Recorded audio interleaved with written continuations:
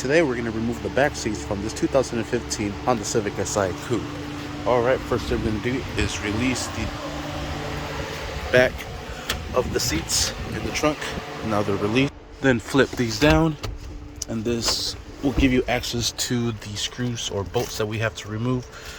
Pull up this cover, and there's a bolt here, and there is 2 bolts here. These will be a 12mm socket to remove these from here. So after you remove these from here, bring these back, and out comes the seat. Set that over to the side. We have another 12mm bolt that we'll remove from here, and that has this bracket attached to it here. So we'll set this over to the side. Come to the other side, there's 1 bolt holding it into place. Remove that, swing this over, pull the seat up, get the belt out of it, and bring it over to one side.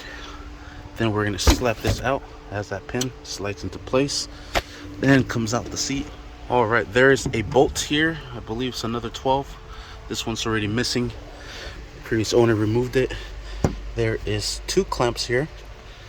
Turn on the light, you can see it there. That one there. We're going to pinch and pull forward, and out the seat comes. Here it is.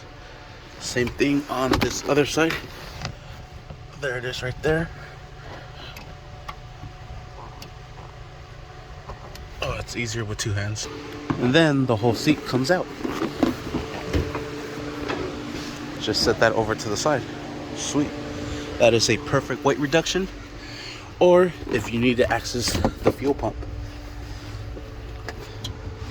But that would be for our next video. This is just how to remove the seats on this 2015 Honda Civic Si. Thank you for watching. Please like and subscribe. Make sure you stay tuned for the next video, how to remove the fuel pump.